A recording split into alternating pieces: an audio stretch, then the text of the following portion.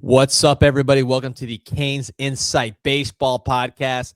The Canes are in the Hattiesburg Regional, Southern Miss, Alabama, Columbia on deck. We got the top baseball correspondent in the Canes universe, Sebastian Font. Also later on, we'll talk to Jim Salah, not only one of the top securities lawyers in America at Salah and Cox, but also Hurricane Baseball Encyclopedia superfan. So we'll talk to him as well. Sebastian, how are we feeling, man? It was more stressful than we hoped it would be, but it worked out all right. Yeah, it became a bit more stressful with a lot of those bid stealers and obviously the stumble we had at the end of the season. But the guys, the team, they were fully confident they were making it. They took no days off after the ACC tournament. They were getting ready for a regional. They weren't worried about it at all, and they're excited to create some noise here in this Hattiesburg regional. So, look, before we get into the specifics and some of the baseball stuff, just knowing these guys, what are you feeling as far as the energy of the team? It's been such an up and down season. Lately on down, now we're trending back up here. A team that's very, very close. What's the mindset with these guys?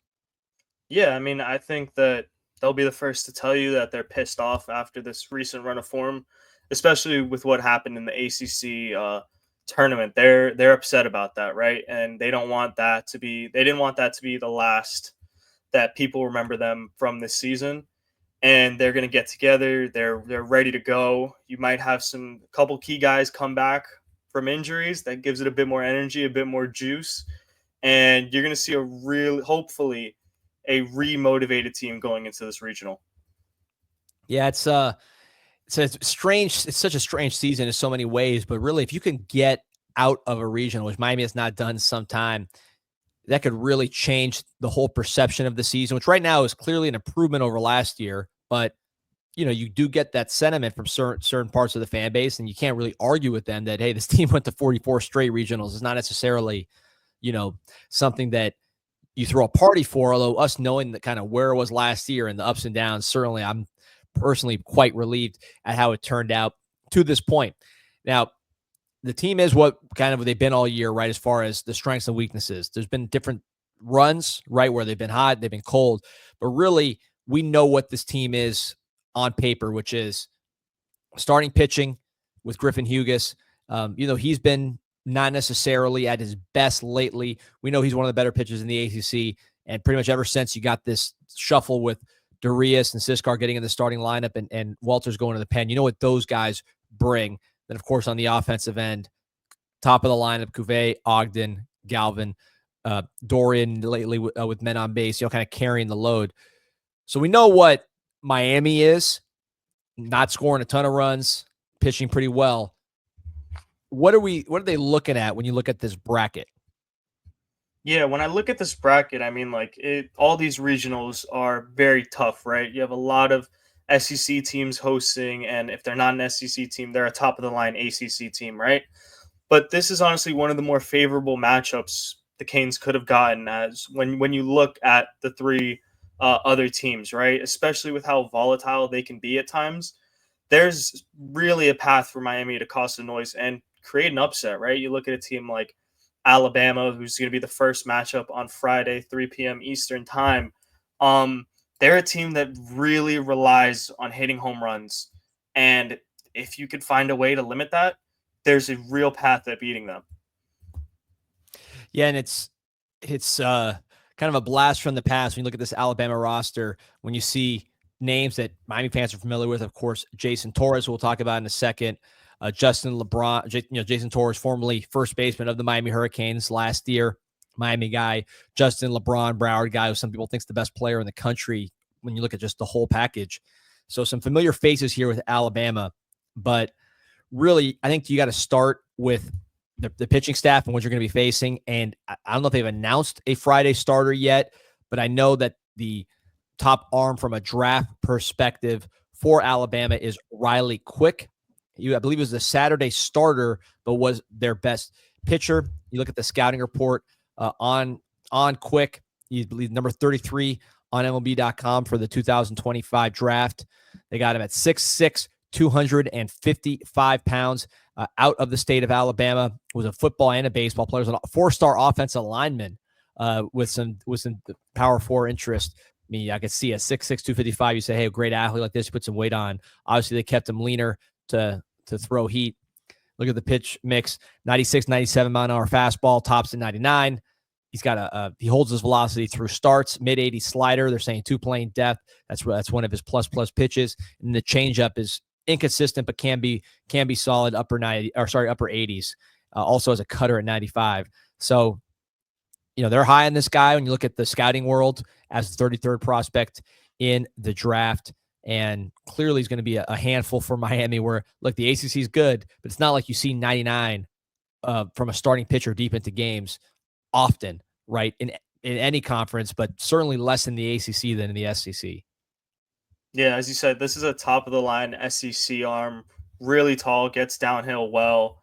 But, I mean, this is the same team that put up, 5, 6 runs on Jamie Arnold, who's still, I think, projected to be one of the top 3 draft picks this year. And, again, this is the same way Alabama is a volatile team. Miami is the same way, right?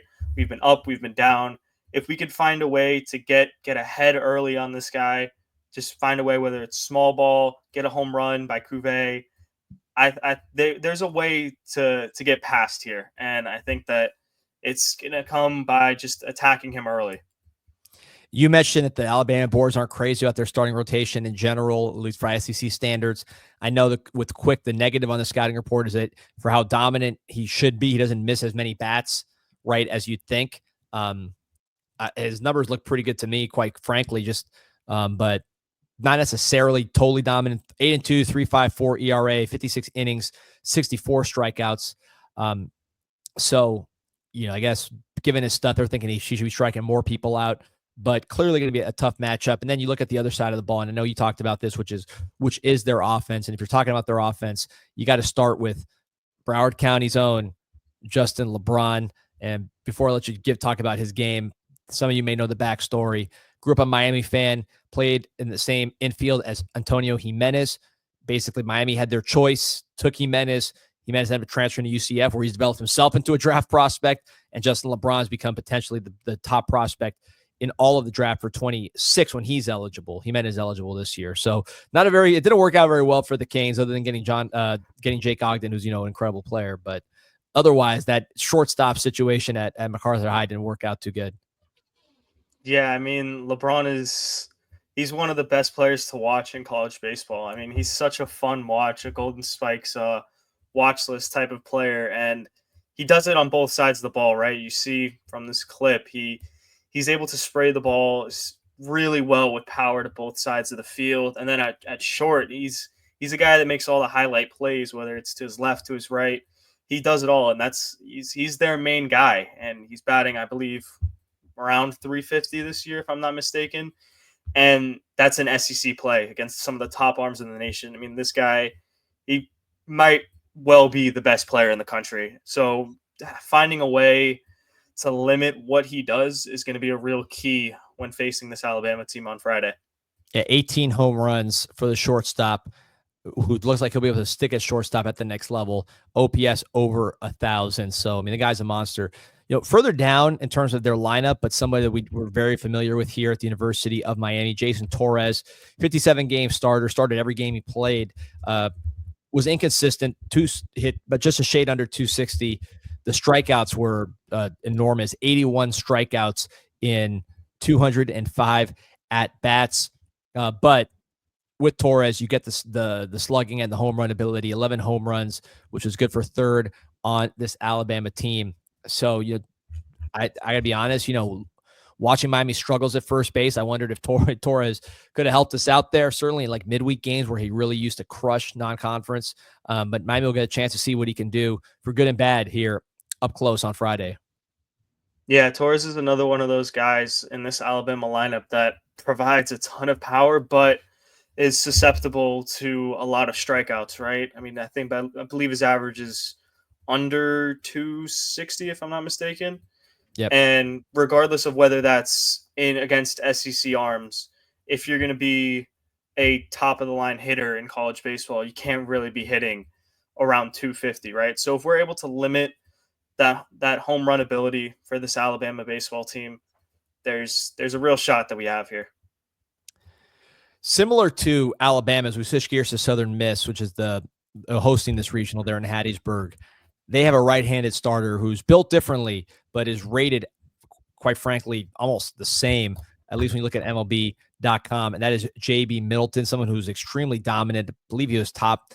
Let's see here. He is an ERA, individual ERA. We're talking about, one of the top in the country. I believe he's a 2.03 or something insane on the mound. The right-hander who also projects as an MLB prospect. There you see him there. Riley Quick is number 33 on MLB. JB Middleton, who's a much different frame, 6 foot, 178, same age, same arm.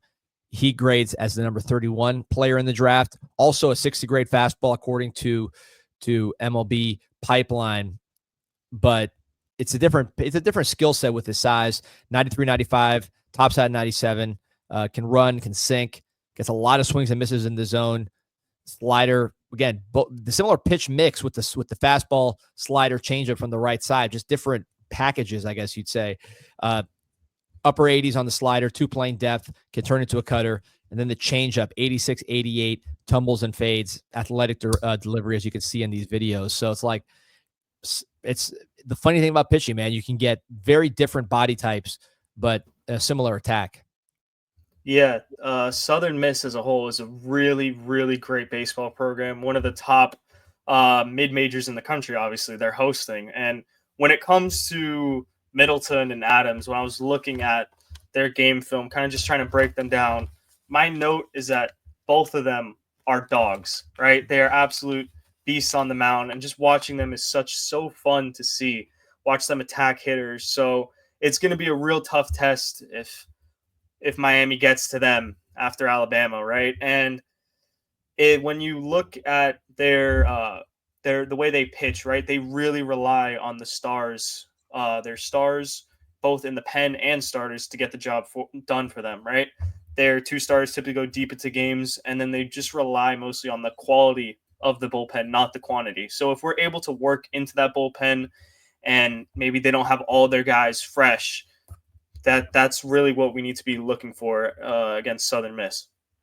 Yeah, look, we're kind of talking about the teams in general. We'll get a better feel for who's pitching, right, as we get closer to game time. We'll talk about pitching matchups on CanesInSight, the daily podcast. We'll break down who we know to be the starting pitcher, but obviously focus on the stars here.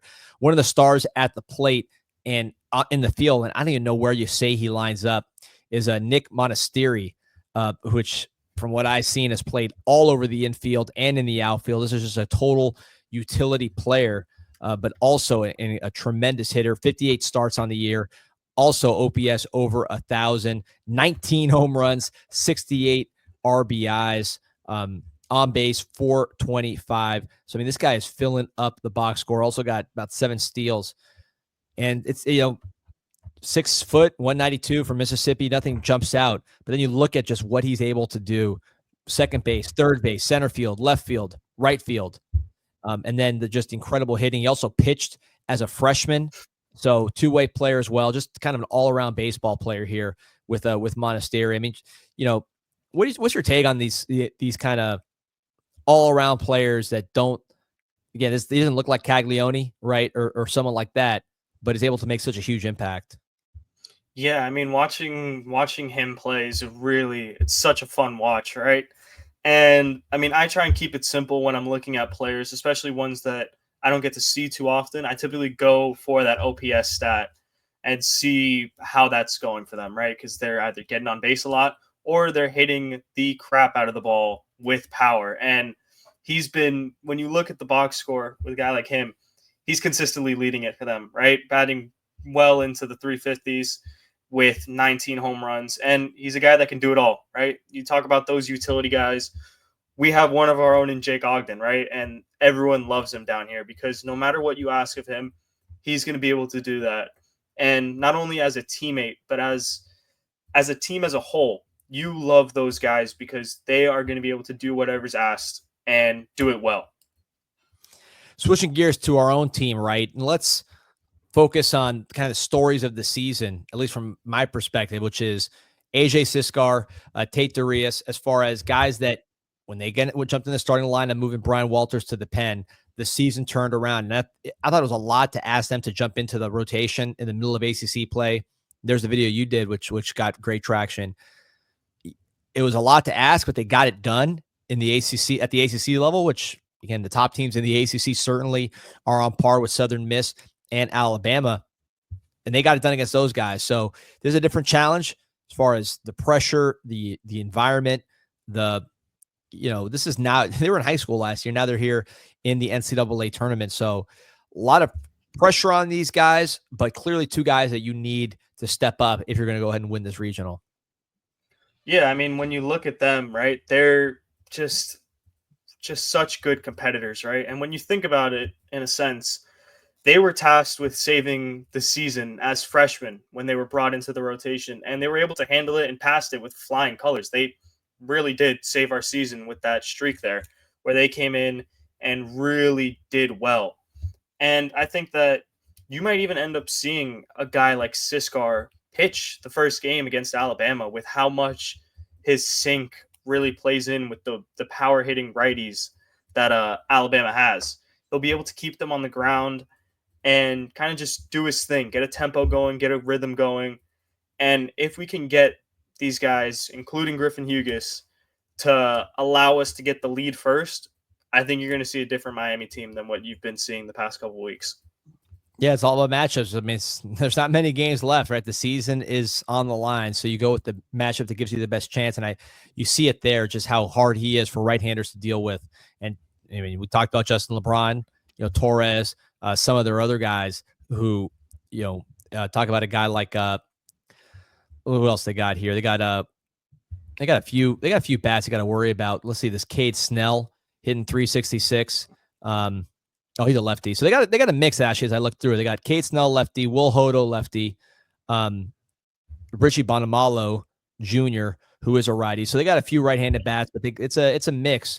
But certainly the top of the card is going to be Justin LeBron, and you can deal with him. Keep him off the base pass too. 17 steals for LeBron. You're off to a good start. In terms of our offense, I don't think it's any secret. We talked about the top of the lineup, right? Ogden, Galvin, Dorian. We know who drives this offense and who we cannot afford to go into a short little slump, and that is Daniel Cuvée. He carried. You look at that streak. A lot of it was really about him, right? And what he was able to do, getting hot. It's not like he started off freezing, but he went from okay to supernova, just basically Daniel Cuvée level. And I don't think you can get out of this regional without him playing at that best third baseman in the country level. Yeah, I mean, we really need the top of the lineup to keep doing their thing. And honestly, just one of the probably 5 through 9 just to get hot, right? Even if a lot of them struggle, you at least need one of them to be hot, to at least have something down at the bottom of the lineup there. And when it comes to Cuvée, Ogden, Galvin, they're all guys that really like to jump and be aggressive on first pitch of counts. And you mentioned that Quick is a guy that, for all his stuff, his ability, really doesn't miss enough bats like he should. And hopefully guys like Ogden, Galvin, and Cuvée will really jump on that and set the tone going into this weekend. It's going to be fun, man. We're going to cover it in depth as far as the matchups as they come on the daily show. But overall, man, I'm excited. I know you're excited. We were sitting there in the clincher. It was Saturday, right? Because that series started on Thursday. That last series against Notre Dame, and man, it's nice to see it end this way. Not end this way, but it continue this way, where that's not the last memory you have of the Hurricanes. Not to mention the Cal game, right? So it's gonna be hard to have a worse last memory than those. So hopefully they can get that thing turned around and get hot, because this has been a season of streaks. So we're gonna talk to Jim Salah, give kind of a fan perspective on this whole season. I know there's a lot of diehards that have interesting views on this year, given all the different dynamics. So we'll talk to Jim. And before that, a few words from some of the best friends that Canes baseball has. Salah, Astorita and Cox is a boutique law firm focusing on securities regulatory matters, broker-dealer and investment advisor regulation, white-collar criminal defense, complex commercial litigation, and securities arbitration and litigation. The firm aggressively represents clients throughout the nation. Our lawyers have over 100 years of collective experience handling securities and white-collar criminal matters, including investigations, regulatory proceedings, and enforcement actions in federal, state, and administrative courts. We have also handled investigations conducted by congressional subcommittees. The firm's partners draw from past experience working at the Securities and Exchange Commission, the Department of Justice, a national brokerage house, and on Wall Street. Their in-depth experience includes representing clients with matters involving securities regulation, white-collar criminal defense, and securities arbitration and litigation. Contact us now at 561-989-9080 or visit us online at salalaw.com. So we are here with the professor himself, professor at the Law School, also one of the top security lawyers in America and a hardcore Canes baseball fan since he showed up on campus there in 1994. Sorry to date you. One and only, you know him if you're at the light, Jim Salah. Jim, how we doing? Good, man. Doing good. Excited. Wanted to bring you in to, you obviously super involved in the team, both as just a, fan, super fan. You know more than the average fan. You're a supporter of the team financially as well. You do a lot with this team. You're very invested in the team's success. So from the perspective of that hardcore Canes fan, I know we got a lot of hardcore Canes baseball fans listening to the show. What's this season been like for you, especially coming up? Was probably, I have to imagine, the worst season of your fandom last year. Worst season, unless you were born in 1950, unless you were a Canes fan in 1954 or whatever it was, last year was probably the worst year you've ever seen. So coming off that, what's this year been like for you as a hardcore fan? It was akin to what I do for a living. I'm a securities lawyer, so we deal in I deal a lot with fraud. I'm a former SEC guy, teaching SEC enforcement class at the University of Miami Law School, and there's a thing called a pump and dump. If you look at the chart of a pump and dump, it's a stock starts out flat, then it gets pumped up, right, and then it just dumps, it drops, and that's kind of how the season was. It was bookend by a very unforgettable, almost akin to how it was last season, at the beginning of the season, at the end of the season. And it was a really of a roller coaster. Last season was just a rotten season the whole year long.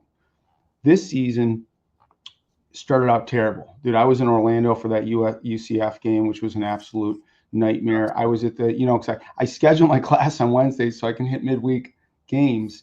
And I sit with Eric Marrera, one of the mods on the CanesInSight forum, and so I would come to those midweek games, and it was like a nightmare watching that the FIU game, watching. They were like disasters, and then all of a sudden we got hot, really hot, right? We were the talk of the nation, and at D1 baseball was talking about us all the time how hot we were.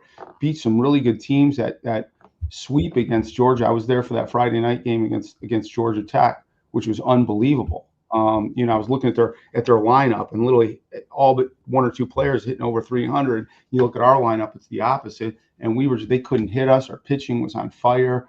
We just did unbelievably well and started peaking, and then came crashing down. It was that dump where it was just a very, and then the cherry on the Sunday was the game against Cal, which was just literally a nightmare. I mean, you put your ace in there, and he's either throwing meatballs or can't find the zone. Looked shook from the very beginning. The team looked tired and kind of just spent, and it was just a very difficult way to end things. So, I've heard they were tired too. I've heard that they were, in fact. I mean, Sebastian probably know more than me, but I heard they were just Hugus and Jen, all those guys. They were actually tired, so they didn't just look tired. They were tired and performed like that. Yeah, I mean, Cal should have been tired too, though, right? Cal was more tired, right? They're coming from the other side. I don't know but it was just a very tough season from that perspective to start out dull, like here we go again, right? Mentality, and then you see them really start playing to above their potential, I thought. And I told you, I talked to I'm on a board of a collegiate league down here, and a bunch of scouts are involved. And I was talking to one of the scouts, and he said, can't say enough about Bob Cooper. He just said, that team really believes in themselves. It's a great locker room team. There's a lot of love in that locker room, and which, as you know, matters a lot for any sport, but particularly for baseball. The guys are all like-minded and just are there for each other. And he thought the team was playing way above their potential as a scout who'd been out to some games, and was really raving about the team. But to see it come crashing down like that was tough. Yeah, you hit on the character of the team, which you talk about differences from last year. Obviously, the record's different. In turn, the finish hopefully is different, right? Because you're still alive, so still time to kind of write that part of the story. Yeah. You're in the regional, so that itself is different. Then the character, and you mentioned it watching it as a fan, Sebastian. You know these guys. You were with the team there, playing center field there early in preseason.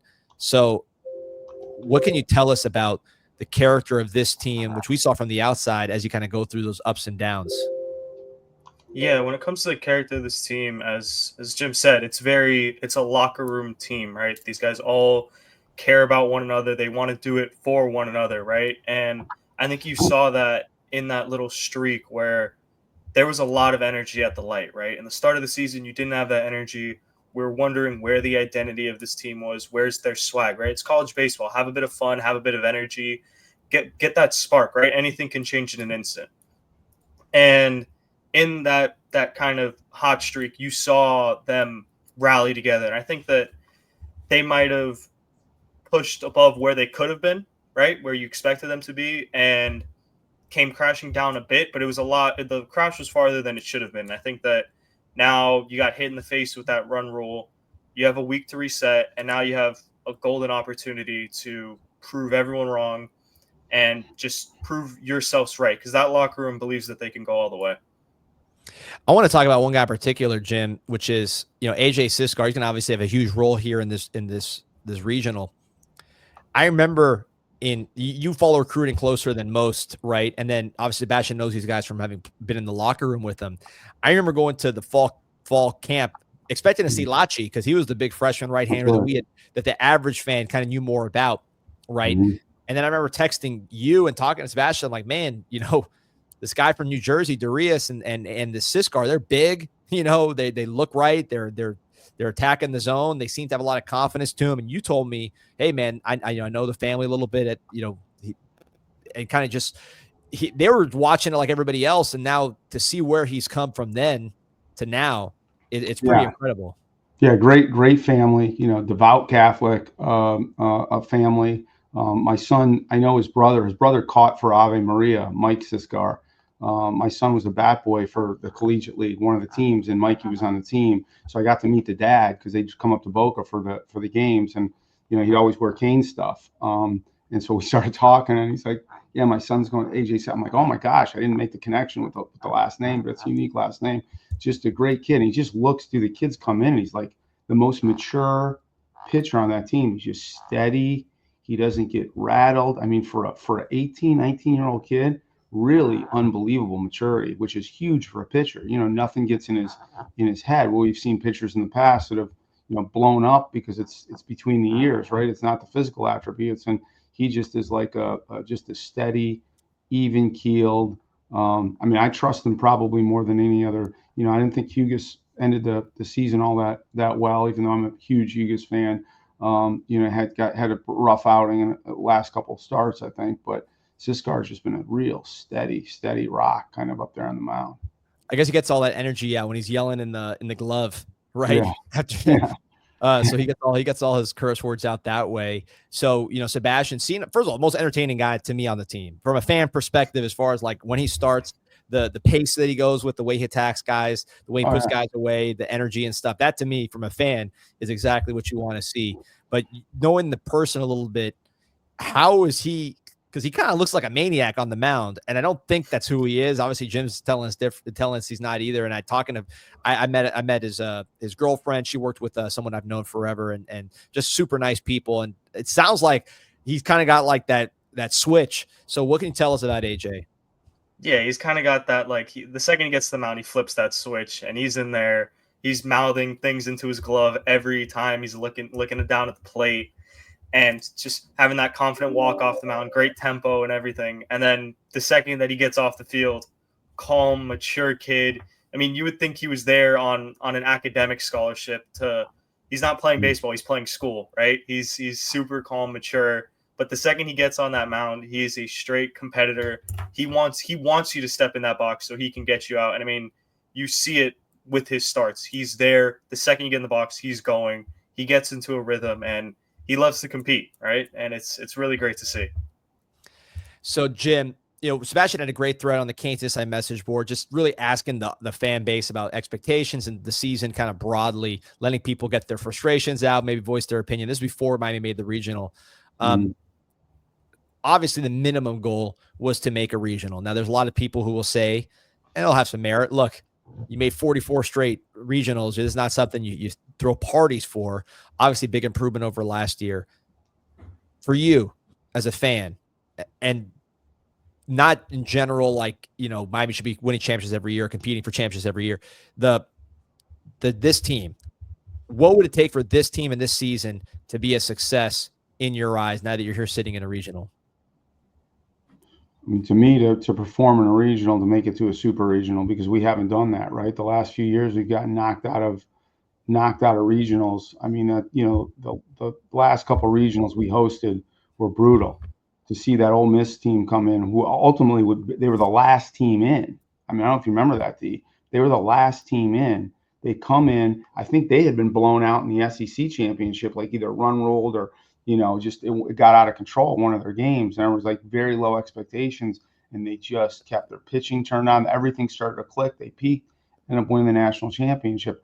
I don't expect that, but it'd be nice to see us, get out of this. I think it's a winnable regional, right? I don't think any of these teams will blow you away. I think they're solid teams. But if we could get out of this regional into a super regional, it'd be the farthest we've gone in a while. I would say it would be a huge overachievement for this team based on what I've seen. Yeah, I think the fact that you had 3 fourth-round picks last year in your starting lineup and starting pitching has improved. I don't think anybody would have seen that coming, particularly like in the middle of the season, right before the freshmen came in. So that's, could these, like, what are they capable of? I did not think, and I liked them from the beginning, and I'm not any kind of scout. They just, if you're there up close, you can kind of see guys that look different. But like, I never, even as the most optimistic person, could be thinking what they were going to do, what they've done to this point. So, like, I mean, Sebastian, is it fair to say that, like, we even expect them to take over in the tournament like they took over in ACC play? Talk about Ciskar and Darius. I mean, it's really hard to tell with freshmen. Like, this is their first taste of real postseason pitching, right? And to kind of back Jim's point up here, regionals is what you should expect out of the University of Miami. Whether you fall into the category of you believe that we're still a powerhouse or we're so far behind, you should still be making a regional, right? That's what should be happening. We have the talent down here in South Florida. We have enough facilities to be making regionals every single year. With that being said, I really do think that they'll step up, right? They want to prove people wrong. They've had a lot of people come at them. They're going to find a way to step up. As we just talked about, Ciskar being a great competitor, him in a postseason environment, right? I really think that he's going to make that step up. And I wouldn't even be surprised if you see him starting the first game against Alabama just because he's that much of a competitor. I wouldn't be surprised with any of these guys making a step up. I think that you're also going to have a bit of energy, whether we get a Todd Hudson back or a Derek Williams back. You're going to have that as an added bonus. And if we can make enough noise to maybe you need to beat, obviously, Columbia, right? But if you can have some really good games against a Southern Miss or an Alabama, that's a really good step in the right direction. All right, Jim. Well, listen, always appreciate everything you do for CanesInsight's baseball coverage for the baseball program itself. I know you will be watching and blowing up the group chats, blowing up the Twitter chats, blowing it all up. So, man, appreciate you. And we'll see how it goes, man. Go Canes. Appreciate you guys, man. Thanks for putting the attention on baseball, man. It needs it, and it's nice that you guys are doing this. Appreciate it.